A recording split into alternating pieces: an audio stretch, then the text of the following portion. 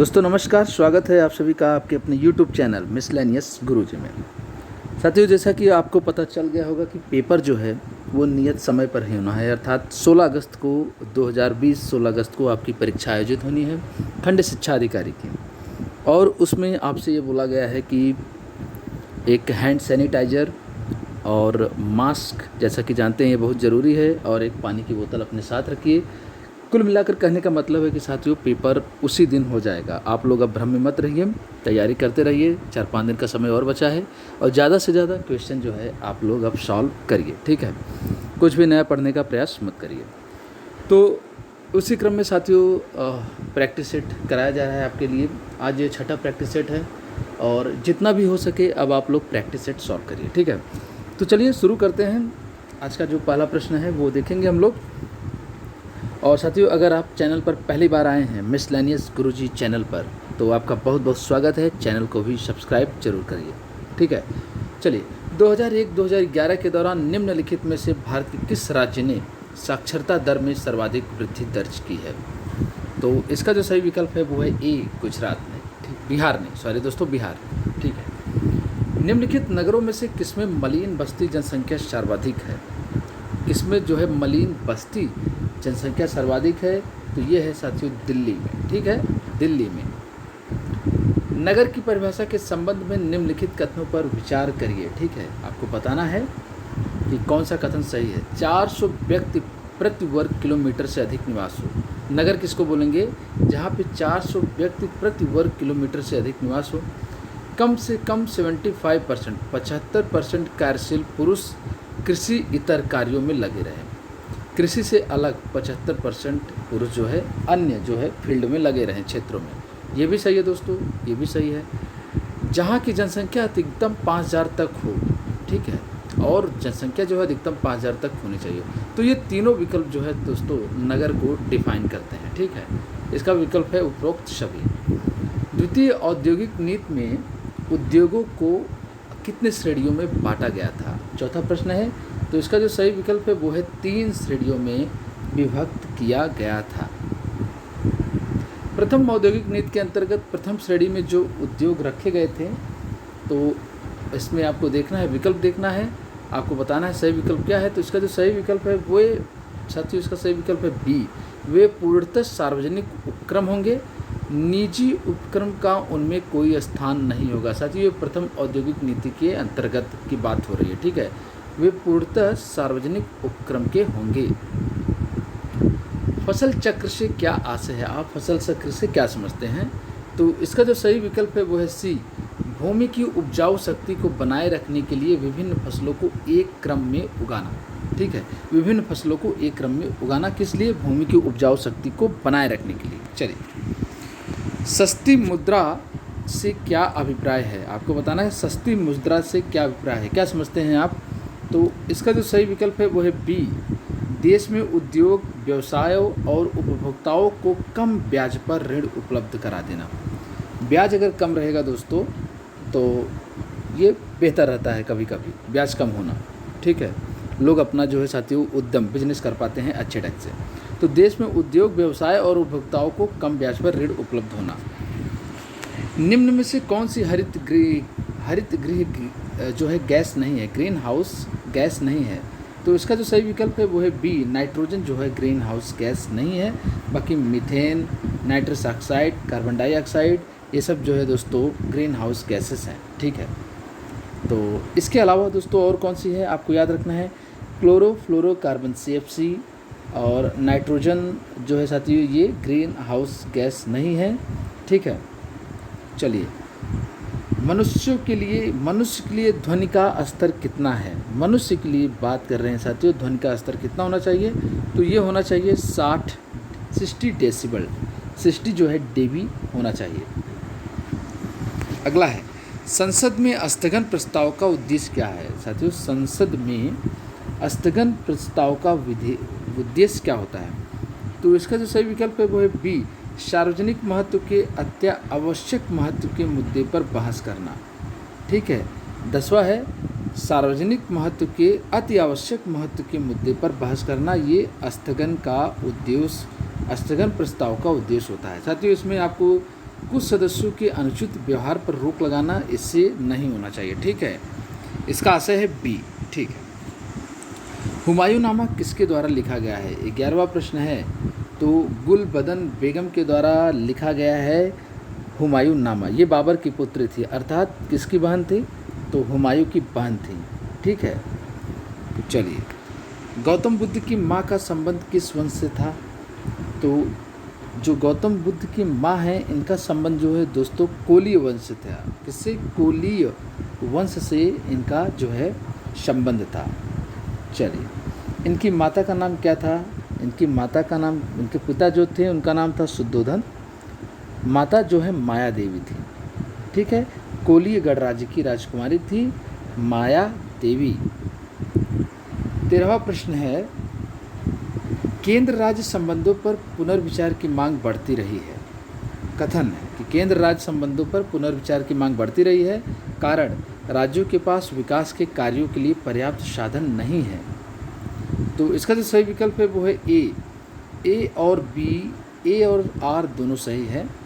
ठीक है, R A की सही व्याख्या करता है, क्योंकि राज्यों के पास विकास कार्यों के लिए पर्याप्त साधन नहीं होते हैं, इसलिए केंद्र राज्य संबंधों पर पुनर्विचार की मांग बढ़ती रहती है। टोडा जनजाति का निवास कहाँ पे है? तो टोडा जो जनजाति है उसका निवास है नीलगिरी पर्वत श्रेणी पर। ठीक है, नीलगिरी श्रेणी पर है।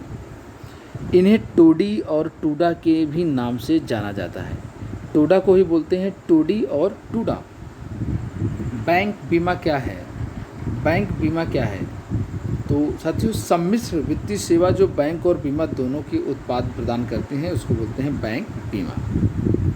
एग्जाम में दोस्तों आपको एक बात और याद रखना है कि सबसे पहले ऐसे प्रश्नों को कर लेना है जिसमें आप एकदम कॉन्फिडेंट हैं। ठीक है, चलिए, सुमेलित करना है, राज्य है और जीवमंडल रिजर्व है, बायोस्फीयर है। ठीक है, तो आपको मैच कराना है कि उड़ीसा में कौन सा है, मध्य प्रदेश में कौन सा है, ठीक है, तमिलनाडु में कौन सा है। तो चलिए देखते हैं उड़ीसा में कौन सा है। तो उड़ीसा में है सिमलीपाल, मध्य प्रदेश में पंचमढ़ी, तमिलनाडु में नीलगिरी और असम में है मानस। तो ये जो है एकदम सही है।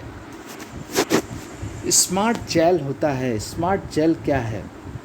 ठीक है, तो स्मार्ट जेल जो है वो होता है एक ऐसा पदार्थ जो जीवन तंत्रों की नकल करता है। ठीक है, आपको बस याद रखना है, एक ऐसा पदार्थ जो जीवन तंत्रों की नकल करता है। भोजशाला मंदिर में किसकी मूर्ति रखी गई है?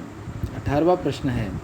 तो भोजशाला जो मंदिर है वो राजा भोज के द्वारा बनवाया गया था और इस मंदिर में जो है सरस्वती की मूर्ति स्थापित है। किसकी मूर्ति है दोस्तों भोजशाला मंदिर में? तो भोजशाला मंदिर में सरस्वती की जो है मूर्ति स्थापित है। किस वंश के शासकों ने सबसे अधिक समय तक देश पर राज किया था? ये जितने भी आप देख रहे हैं दिल्ली सल्तनत से बात हो रही है तो आपको बताना है। तो इसका जो सही विकल्प है दोस्तों वो है सी, तुगलक वंश। कब से कब तक? 1320 से लेकर 1398। ठीक है, कब तक है? 98, मतलब 78 सालों तक इन लोगों ने राज्य किया था। इसके बाद कौन था? इसके बाद सैयद वंश ने सबसे ज़्यादा राज्य किया था, उसके बाद लोधी वंश ने, सबसे लास्ट में जो है खिलजी वंश ने जो है राज्य किया था। वर्ष 1920 में लाहौर से, कहाँ से दोस्तों? लाहौर से लाजपत राय, लाला लाजपत राय द्वारा उर्दू का कौन सा समाचार पत्र प्रारंभ किया गया था? 20वां प्रश्न है।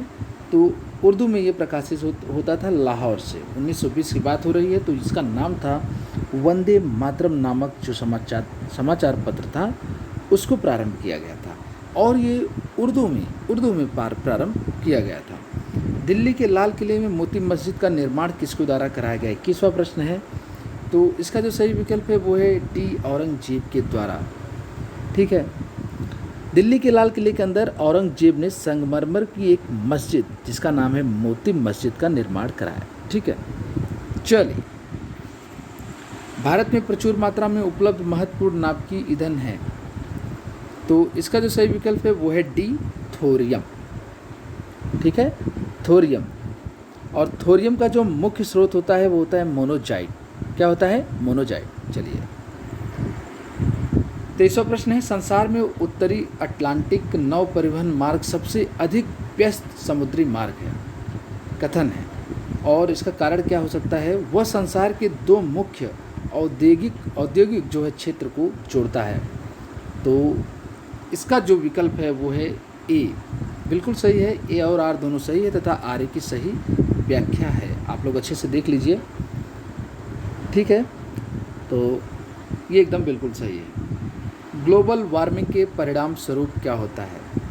हिमनद पिघलने लगे, ठीक है, ग्लेशियर जो है मेल्ट होने लगे, समय से पूर्व आम के बौर भी आने लगे।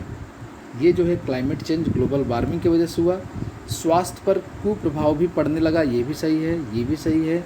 विश्व से संपर्क बेहतर हो गए, क्या ये सही है क्या? तो ये बिल्कुल सही नहीं है साथियों। विश्व से संपर्क बेहतर होने की बात नहीं है, क्योंकि ये ग्लोबल वार्मिंग की बात हो रही है, ठीक है। भारत में प्रति 5 वर्ष बाद वित्त आयोग की नियुक्ति की जाती है। किसके द्वारा की जाती है? तो केंद्रीय अनुदान और संघ के राजस्व में राज्यों के अंश निर्धारित करने के लिए भारत में प्रति 5 वर्ष बाद वित्त आयोग की नियुक्ति इसलिए की जाती है कि केंद्रीय अनुदान और संघ के राजस्व में राज्यों के अंश निर्धारित करने के लिए इनकी नियुक्ति की जाती है। 25वां प्रश्न है, इसका सही विकल्प है बी। और आर्टिकल 280(3) के अनुसार वित्त आयोग के कुछ कार्य हैं, आप लोग उसको जान लीजिए। केंद्र एवं राज्यों में राजस्व बंटवारों के लिए जो है ये अनुशंसा करता है। संघ द्वारा राज्यों को दी जाने वाली सहायता अनुदानों के संबंध में सिद्धांत निश्चित करता है। राज्यों के वित्त आयोगों द्वारा दी गई सिफारिशों के आधार पर पंचायतों के विकास के लिए राज्य की निधि में वृद्धि के लिए भी सुझाव देता है, ठीक है। एनडीसी संबंधित है, किससे संबंधित है? एनडीसी। तो एनडीसी जो संबंधित है वो है पंचवर्षीय योजनाओं के अनुमोदन से। पंचवर्षीय योजनाओं के अनुमोदन से संबंधित है एनडीसी। राष्ट्रीय विकास परिषद नेशनल डेवलपमेंट कॉरपोरेशन का गठन 6 अगस्त 1952 को किया गया था और इसका प्रमुख कार्य क्या था? पंचवर्षीय योजनाओं का अनुमोदन करना होता है, इसका प्रमुख कार्य है। 6 अगस्त 1952 को इसका गठन किया गया था एनडीसी का। पौधे के किस भाग से हल्दी प्राप्त होती है? 27वां प्रश्न है, पौधे के किस भाग से हल्दी प्राप्त होती है? तो इसका विकल्प है ए, तना। तना से हल्दी प्राप्त होती है। ओके, चलिए। राष्ट्रीय ई प्रशासन योजना क्या है? तो इसका आप जान लीजिए, केंद्र सरकार की योजना है राष्ट्रीय ई प्रशासन। बायोसेंसर क्या है? 29वां प्रश्न है, बायोसेंसर क्या है? तो बायोसेंसर है विज्ञान की एक शाखा, एक ब्रांच, जिसमें अनुसंधान एवं विकास हेतु इलेक्ट्रॉनिक तथा जैव प्रौद्योगिकी का संयुक्त रूप से अध्ययन किया जाता है। इसको बोलते हैं हम लोग बायोसेंसर। पूंजीवादी अर्थव्यवस्था की मूल विशेषता क्या है? पूंजीवादी, तो इसका विकल्प है डी, उत्पादन के साधनों का निजी स्वामित्व होना, प्राइवेटाइजेशन होना। प्रोडक्शन में प्राइवेटाइजेशन होना, उत्पादन के साधनों का निजी स्वामित्व होना। अब आपको मैच कराना है, सूची 2 लिस्ट है, इसमें किस जो है आर्टिकल से संबंधित है ये आपको बताना है। तो ग्राम सभा जो है ये 243 ए से संबंधित है, ठीक है। 243 सब क्लॉज ए। वित्त आयोग जो है 243 आई इससे संबंधित है। निर्वाचन 243 के, ठीक है। स्थानों का आरक्षण 243 डी, इसको आपको याद रखना, वेरी इंपॉर्टेंट है, ठीक है। चलिए, आर्टिकल इस बार भी 2 लिस्ट हैं, इसमें आपको देख लीजिए, दोनों प्रश्नों में काफ़ी सारे जानकारी मिल रही है। आर्टिकल है किससे संबंधित है, यही ऐसे पूछे जाते हैं दोस्तों प्रश्न। तो आर्टिकल 75 किससे जो है संबंधित है? तो ये है मंत्रिपरिषद, ठीक है। मंत्रियों की आर्टिकल 75 मंत्रियों के बारे में उपबंध करता है दोस्तों, ये बी इसका सही है, ए का 2। आर्टिकल 163 मंत्रिपरिषद है ये।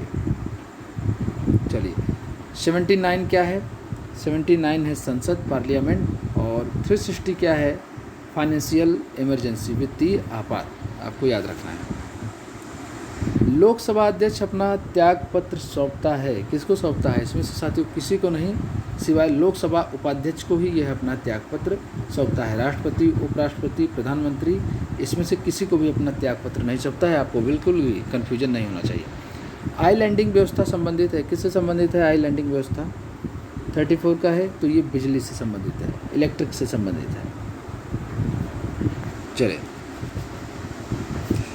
42वें संविधान संशोधन 1976 द्वारा निम्न में से कौन से विषय समवर्ती सूची में शामिल किए गए हैं?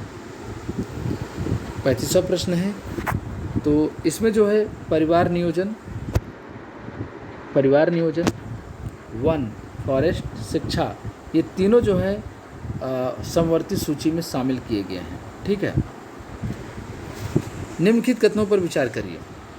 36वां प्रश्न है, जुवेनाइल जस्टिस अधिनियम की धारा 41 किसी भी धर्म के बच्चे को गोद लेने की अनुमति देती है। बिल्कुल सही है।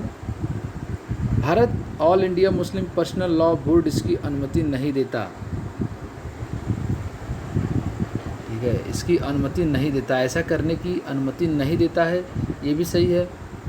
बच्चा गोद लेने के अधिकार से संबंधित याचिका समाज सेविका सिमरन हाशमी ने दायर की थी।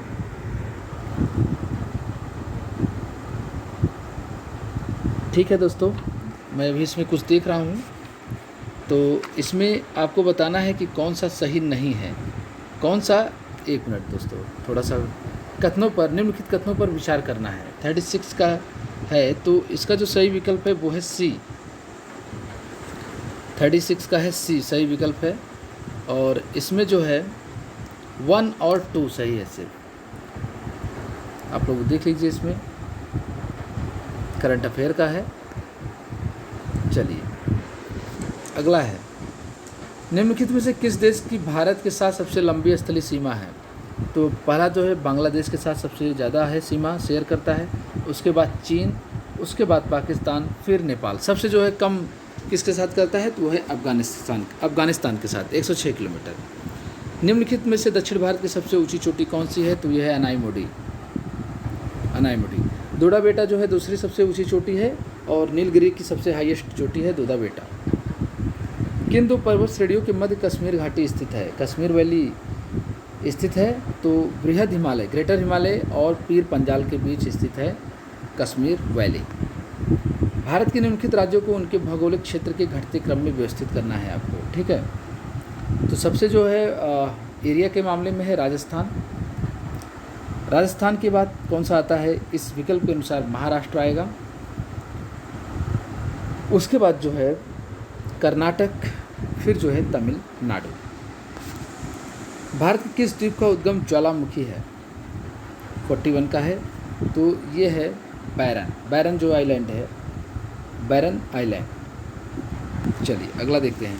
हुदहुद चक्रवात से भारत का निम्नलिखित में से कौन सा तटीय क्षेत्र प्रभावित हुआ है? साथियों, थोड़ा करंट अफेयर पुराने हैं और प्रैक्टिस सेट भी थोड़ा पुराना है साथियों, पुराने इसमें ओल्ड जो है क्वेश्चन दिए गए हैं। ठीक है, तो ये आंध्र प्रदेश तट। चलिए देखते हैं अगला प्रश्न कौन सा है।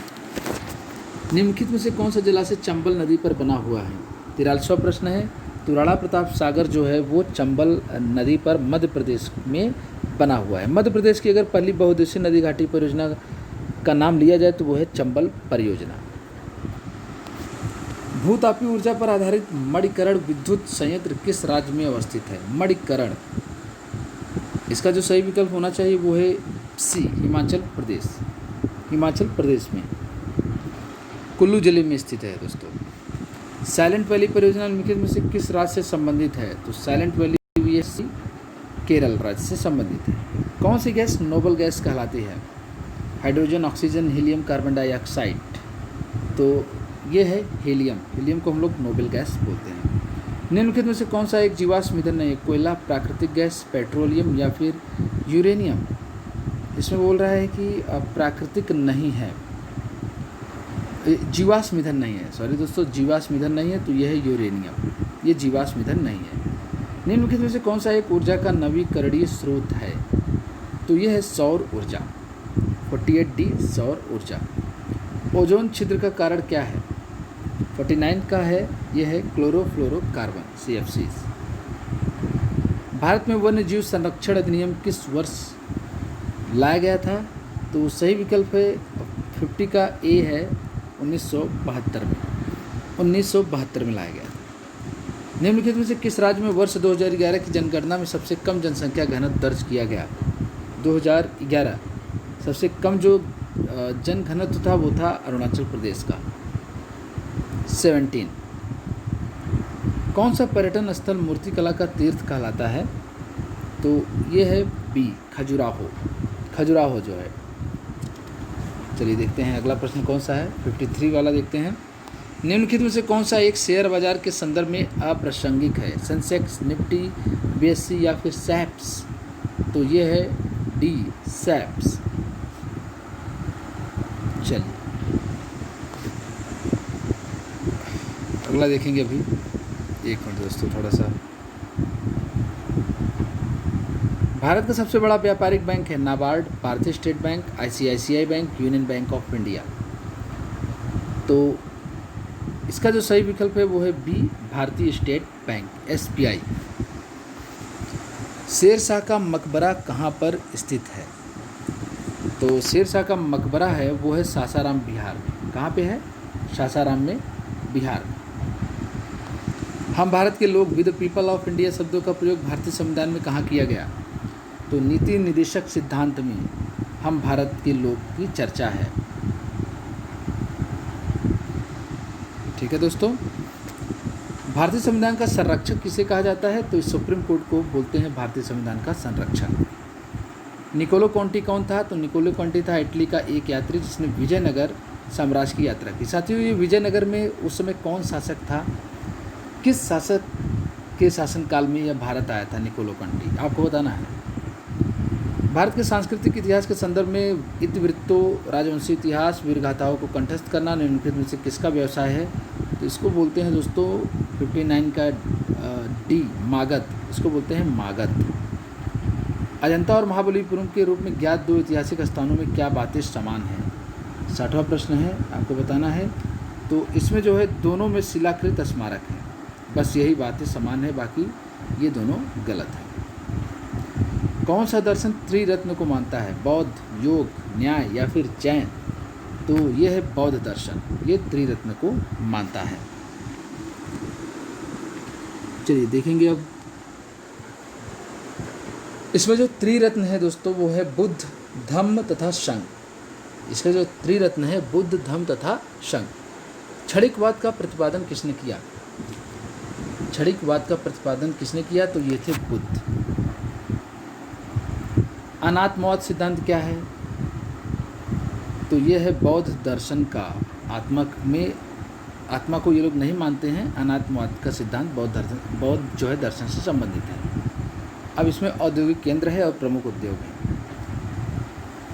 कानपुर जो है किसके लिए प्रसिद्ध है दोस्तों? तो पहले मैं देखूंगा मुझे कौन सा आता है। मेरठ में मैं जानता हूँ दोस्तों ये खेलकूद के सामान के लिए प्रसिद्ध है। चलिए ठीक है। आगरा मुझे लग रहा है कि ये पर्यटन, क्योंकि यहाँ पे ताजमहल है, मेरे हिसाब से दोस्तों ये भी सही हो जाएगा। कानपुर यहाँ चमड़े का सामान मिलता है, और मुरादाबाद धातु पात्र, यहाँ पीतल की मूर्तियाँ पाई जाती हैं। तो दोस्तों मेरे हिसाब से ये सही है। चलिए अगला।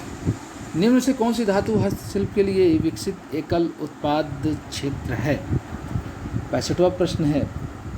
तो आपको बताना है इसमें कौन सा सही है। तो ये है बी, कानपुर धातु हस्तशिल्प के लिए विकसित एकल उत्पाद क्षेत्र है 65 का बी। साथियों क्या ये सही है?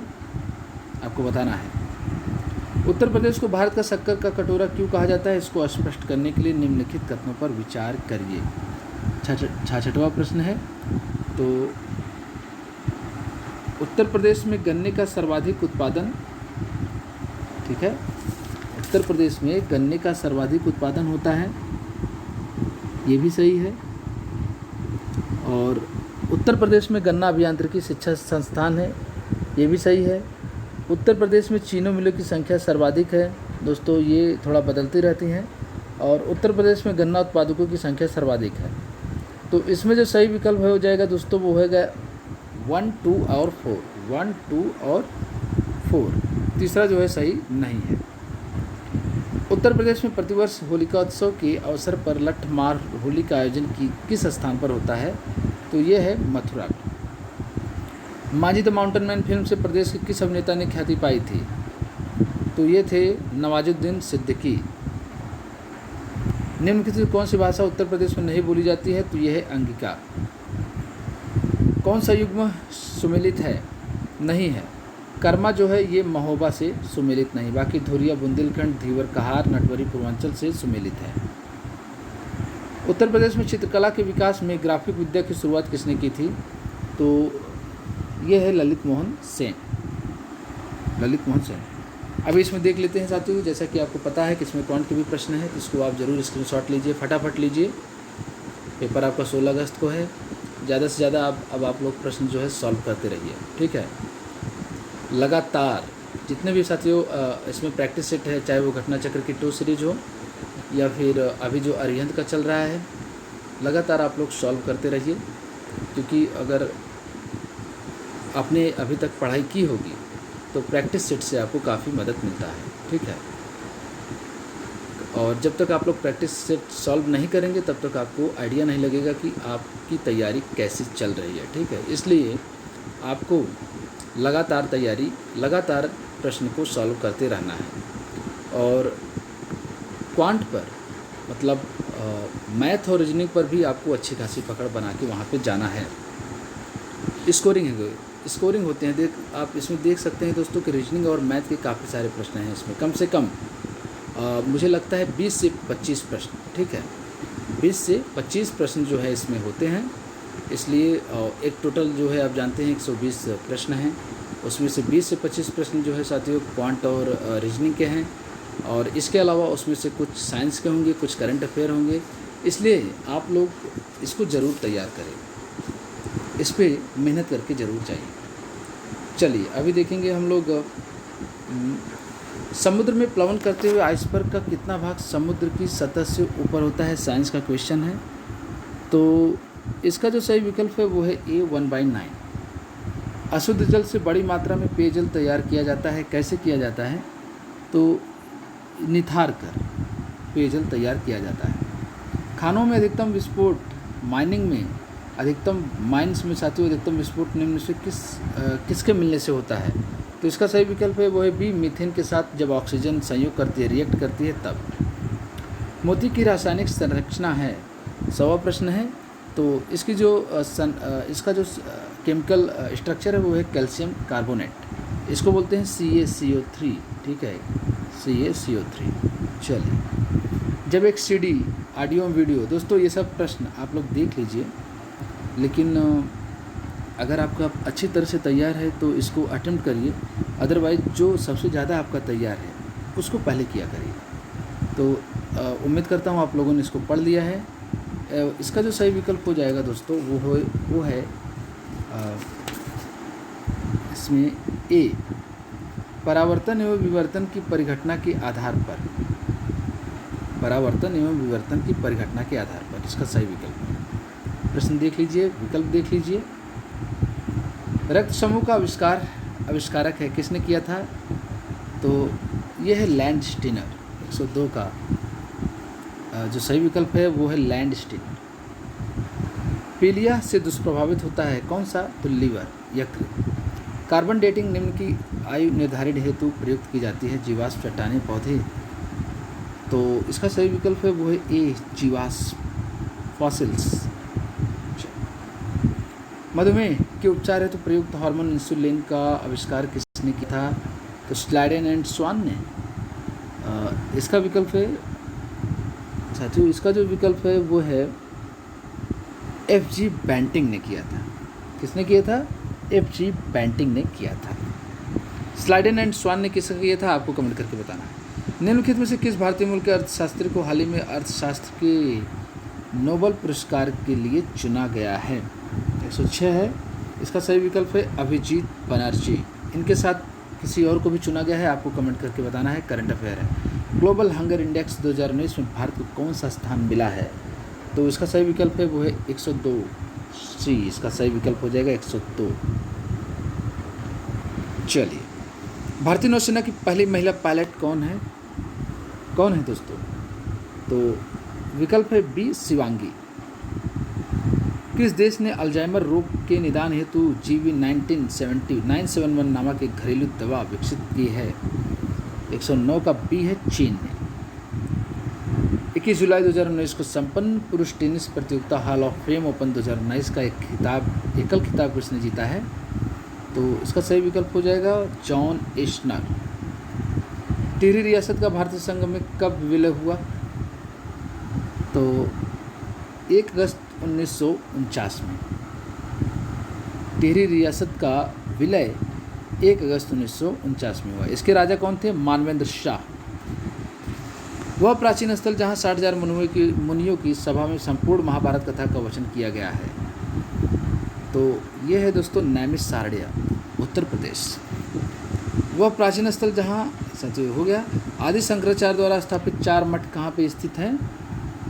तो जोशीमठ, द्वारिका, पुरी और श्रृंगेरी में।